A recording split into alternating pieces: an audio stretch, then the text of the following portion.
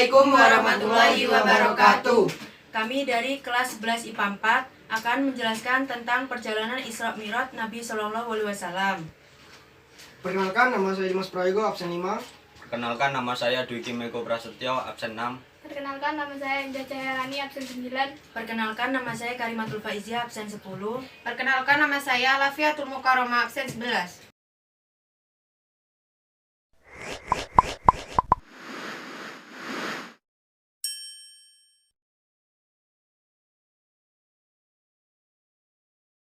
Isra Mi'raj merupakan peristiwa mahdasyat yang dialami Rasulullah SAW. Sebelumnya, tak ada satupun manusia yang mengalaminya, menempuh perjalanan seperkilat lalu naik ke langit hingga Sidratul Muntaha. Yaitu, Syekh Wahab Az-Zuhaili dalam tafsir Al-Munir menjelaskan, Isra atau Sara artinya adalah perjalanan di malam hari. Secara istilah, Isra adalah perjalanan Rasulullah pada suatu malam dari Masjidil Haram di Mekah ke Masjidil Aqsa di Palestina, yang tertera pada surat Al-Isra ayat 1. Bismillahirrahmanirrahim. Subhanalladzi asra bi abdi lailam minal masjidil haram ilal masjidil aqsa alladzi barakana haulahu linuriyahu min ayatina innahu huwas samiul basir. Artinya, Maha Suci Allah yang telah memperjalankan hambanya pada suatu malam dari Al-Masjidil Haram ke Al-Masjidil Aqsa yang telah kami berkahi sekelilingnya, agar kami perlihatkan kepadanya sebagian dari tanda-tanda kebesaran kami. Sesungguhnya Dia adalah Maha mendengar lagi Maha mengetahui. Mi'raj secara bahasa artinya adalah naik. Secara istilah adalah naiknya Rasulullah Shallallahu Alaihi Wasallam ke Sidratul Muntaha. Dalam Al-Quran, Mi'raj ini disinggung dalam surat An-Najm. Bismillahirrahmanirrahim. Walaqad ra'ahu tarlatan ukhra inda sidratil muntaha indaha jannatul ma'wa idh baghsya sidrata ma yaghsha ma zaghal basaru wa ma tagha laqad ra'a min ayati rabbihil kubra. Artinya, dan sesungguhnya Muhammad telah melihat Jibril itu dalam rupanya yang asli pada waktu yang lain, yaitu di Sidratul Muntaha. Di dekatnya ada surga tempat tinggal. Muhammad melihat Jibril ketika Sidratul Muntaha diliputi oleh sesuatu yang meliputinya. Penglihatannya Muhammad tidak berpaling dari yang dilihatnya itu dan tidak pula melampauinya. Sesungguhnya dia telah melihat sebagian tanda-tanda kekuasaan Tuhannya yang paling besar. Quran Surat An-Najm ayat 13-18. Ketika menafsirkan ayat ini, Syekh Wahab Az-Zuhaili menjelaskan bahwa Sidratul Muntaha adalah tempat tertinggi di langit yang menjadi batas ujung pengetahuan dan amal aktivitas para makhluk. Tidak seorang makhluk pun mengetahui apa yang ada di belakangnya. Tempat ini diserupakan dengan As-Sidrah yang artinya pohon naba karena mereka berkumpul di bawah teteduhannya. Di dekat Sidratul Muntaha ada surga Al-Ma'wa, yakni tempat tinggal arwah orang-orang mukmin yang bertakwa. Terang Syekh Wahab Az-Zuhaili. Syekh Safiyur Rahman Al-Mubarakfuri dalam sirah nabawiyahnya Ar-Rohiqul Mahtum menjelaskan 6 pendapat kapan terjadinya Isra Mi'raj. 1. Peristiwa Isra terjadi pada tahun ketika Rasulullah mendapatkan wahyu pertama. Ini merupakan pendapat At-Tabari. 2. Isra Mi'raj terjadi 5 tahun setelah Rasulullah diutus menjadi nabi. Pendapat ini dikuatkan oleh An-Nawawi dan Al-Qurtubi. 3. Isra Mi'raj terjadi pada malam 27 Rajab tahun 10 kenabian. Pendapat ini dipilih oleh Al-Lamah Al-Mansur Furi. 4.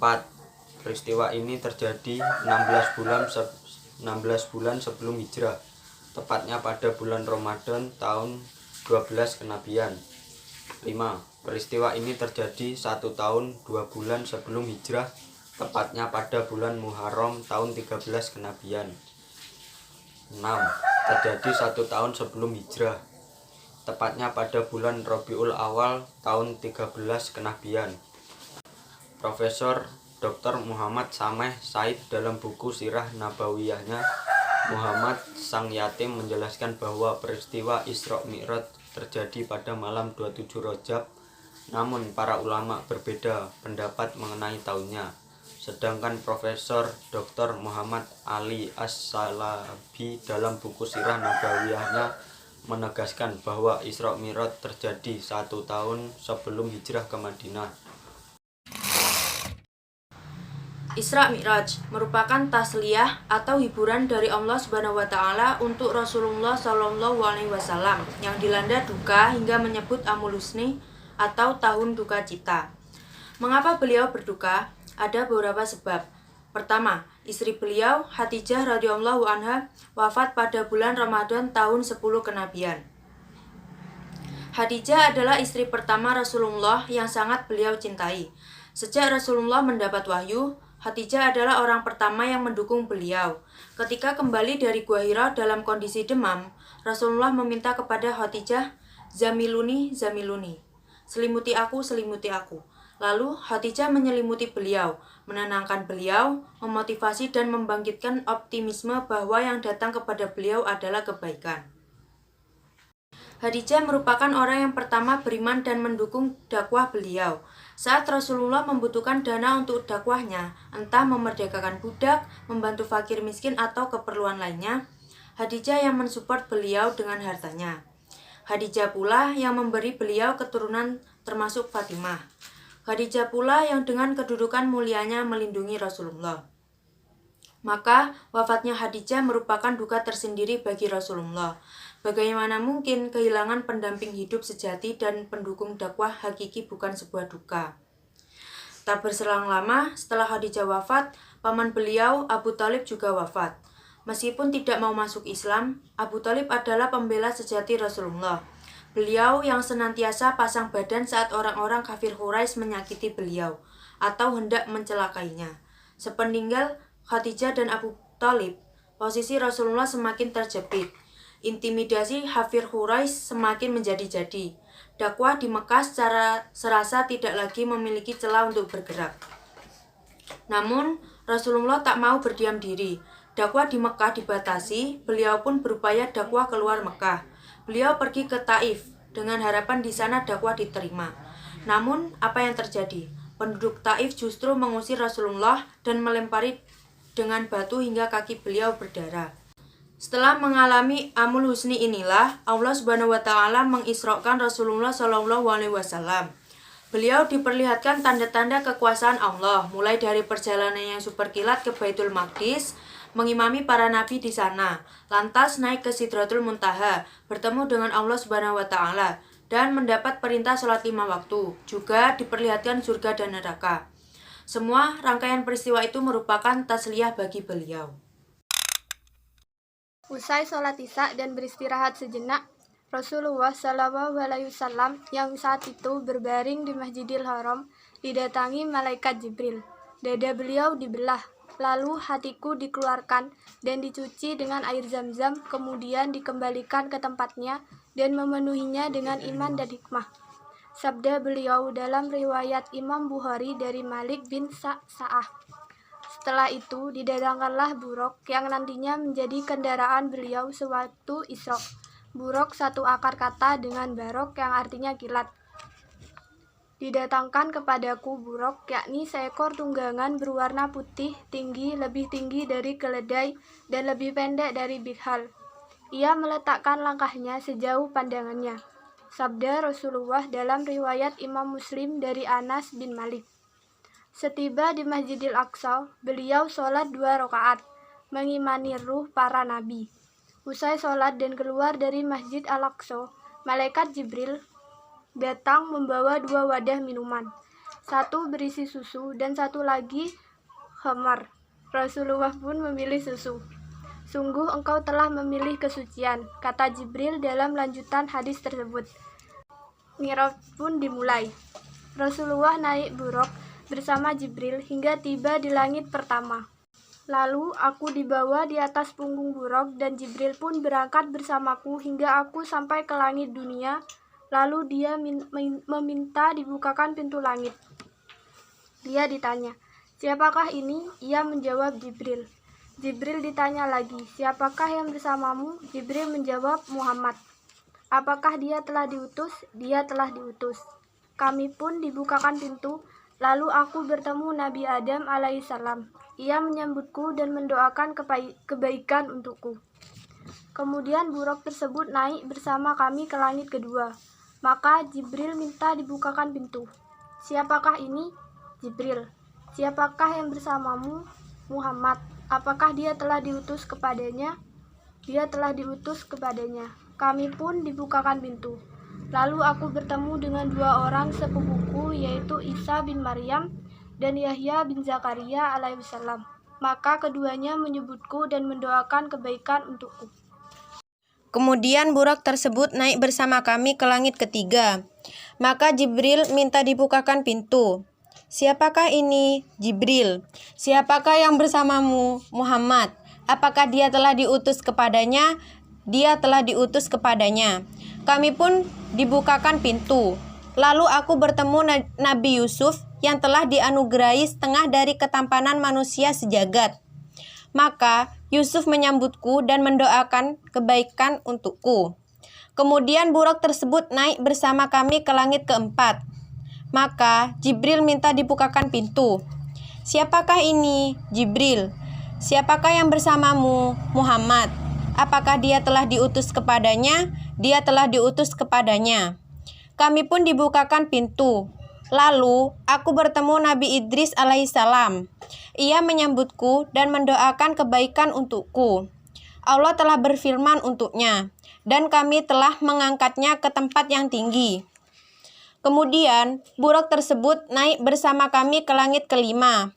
Maka Jibril minta dibukakan pintu.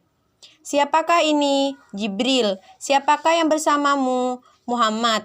"Apakah dia telah diutus kepadanya?" Dia telah diutus kepadanya. Kami pun dibukakan pintu. Lalu aku bertemu Nabi Harun. Dia menyambutku dan mendoakan kebaikan untukku. Kemudian buraq tersebut naik bersama kami ke langit keenam. Maka Jibril minta dibukakan pintu. "Siapakah ini?" Jibril. "Siapakah yang bersamamu?" Muhammad. "Apakah dia telah diutus kepadanya?" Dia telah diutus kepadanya. Kami pun dibukakan pintu. Lalu aku bertemu Nabi Musa. Lalu dia menyambutku dan mendoakan kebaikan untukku. Kemudian buraq tersebut naik bersama kami ke langit ketujuh. Maka Jibril minta dibukakan pintu. "Siapakah ini?" Jibril. "Siapakah yang bersamamu?" Muhammad. Apakah dia telah diutus kepadanya?" Dia telah diutus kepadanya. Kami pun dibukakan pintu. Lalu aku bertemu dengan Nabi Ibrahim alaihissalam yang sedang menyandarkan punggungnya di Baitul Ma'mur, di mana tempat itu setiap harinya dimasuki oleh 70.000 malaikat, dan mereka tidak kembali lagi sesudahnya. Kemudian buraq tersebut pergi bersamaku ke Sidratul Muntaha yang lebar daun-daunnya seperti telinga gajah dan besar buah-buahnya seperti tempayan besar. Tatkala perintah Allah memenuhi Sidratul Muntaha berubah dan tidak ada seorang pun dari makhluk Allah yang bisa menjelaskan sifat-sifat Sidratul Muntaha karena keindahannya. Maka Allah memberiku wahyu dan mewajibkan kepadaku sholat 50 kali dalam sehari semalam. Kemudian aku turun dan bertemu Musa. Lalu ia bertanya, "Apa yang diwajibkan Rabbmu terhadap umatmu?" Aku menjawab, "Sholat 50 kali." Musa berkata, "Kembalilah kepada Rabbmu, mintalah keringanan karena sesungguhnya umatmu tidak akan mampu melakukan hal itu. Sesungguhnya aku telah menguji Bani Israel dan aku telah mengetahui bagaimana kenyataan mereka. Aku akan kembali kepada Rabbku." Lalu aku memohon, "Ya Rabb, berilah keringanan kepada umatku." Aku diberi keringanan 5 sholat, lalu aku kembali kepada Musa alaihissalam. Aku berkata kepadanya, "Allah telah memberikan keringanan 5 kali. Musa mengatakan, "Sesungguhnya umatmu tidak akan mampu melakukan hal itu." maka kembalilah kepada Rabb-mu dan meminta keringanan. Aku terus bolak-balik antara Rabb-ku dengan Musa, hingga Rabb-ku berfirman, "Wahai Muhammad, sesungguhnya kewajiban sholat itu 5 kali dalam sehari semalam. Setiap sholat mendapat pahala 10 kali lipat, maka 5 kali sholat sama dengan 50 kali sholat. Barang siapa berniat melakukan satu kebaikan yang dia tidak melaksanakannya, maka dicatat untuknya satu kebaikan. Dan jika ia melaksanakannya, maka dicatat untuknya 10 kebaikan. Barang siapa berniat melakukan satu kejelekan, namun dia tidak melaksanakannya, maka kejelekan tersebut tidak dicatat sama sekali. Dan jika ia melakukannya, maka dicatat sebagai satu kejelekan." Kemudian aku turun hingga bertemu Musa, lalu aku beritahukan kepadanya. Maka ia mengatakan, "Kembalilah kepada Rabb-mu dan mintalah keringanan lagi." Aku menjawab, "Aku telah berulang kali kembali kepada Rabb-ku, hingga aku merasa malu kepadanya." 1. Setelah cobaan datang silih berganti, bahkan Rasulullah mengalami tahun duka cita, Allah memberinya tasliyah hiburan dengan Isra Mi'raj ini. Kedua, Rasul memilih susu untuk beliau minum sebelum Mi'raj, lalu Jibril memujinya. Ini menguatkan bahwa Islam adalah agama fitrah dan kesucian. Ketiga, sholat Rasulullah bersama para nabi di Baitul Maqdis menunjukkan kedudukan beliau sebagai pemimpin para nabi. Keempat, sesungguhnya Masjidil Aqsa memiliki kaitan erat dengan Masjidil Haram. Masjidil Aqsa merupakan tempat Isra Rasulullah dan kiblat pertama umat Islam. Karenanya umat Islam harus mencintai Masjid Al-Aqsa dan mempertahankannya dari segala upaya penjajahan Yahudi yang hendak mencaplok dan merobohkannya. Kelima, urgensi sholat dan kedudukannya yang agung. Jika perintah lain cukup dengan wahyu melalui malaikat Jibril, perintah sholat langsung diturunkan Allah kepada Rasulullah tanpa perantara Jibril. Sholat ini pula yang menjadi inti tasliyah hiburan bagi hambanya. Keenam, Rasulullah hendak mencapai fase baru, yakni hijrah dan mendirikan negara Islam di Madinah. Maka Allah menumurnikan barisan dakwah dengan Isra Mi'raj. Orang-orang yang tidak kuat akidahnya dan mudah goyang keyakinan, mereka murtad setelah diberitahu tentang Isra Mi'raj. Adapun yang imannya kuat, mereka justru semakin kuat imannya. Ketujuh, keberanian Rasulullah sangat tinggi dalam berdakwah dengan menyampaikan Isra Mi'raj kepada mereka. Meskipun mereka tidak akan percaya, bahkan mencemuh dan mengolok-olok, Rasulullah tetap menyampaikannya. Beliau bahkan memberikan bukti-bukti empiris kepada kafir Quraisy meskipun mereka justru menuduh beliau sebagai tukang sihir. Kedelapan, keimanan umat yang paling sempurna adalah imannya Abu Bakar. Ketika orang-orang kafir Quraisy mengabarkan bahwa Muhammad mengatakan telah Isra Mi'raj, beliau langsung mempercayainya. Jika yang mengatakan Rasulullah, aku percaya. Demikian logika keimanan Abu Bakar sehingga beliau mendapat gelar As-Siddiq. 9. Rasulullah menyampaikan bahwa penyakit masyarakat yang dilihatnya. Beliau diperlihatkan bagaimana siksa untuk orang-orang yang suka gibah, orang yang berzina, orang yang makan harta anak yatim, dan lain-lain. 10. Para sahabat menjadi perhatian terhadap Masjidil Aqsa yang saat itu berada dalam kekuasaan Romawi. Kelak di masa kekhalifahan Umar bin Khattab, Masjidil Aqsa bisa dibebaskan. Sekian dari kelompok kami.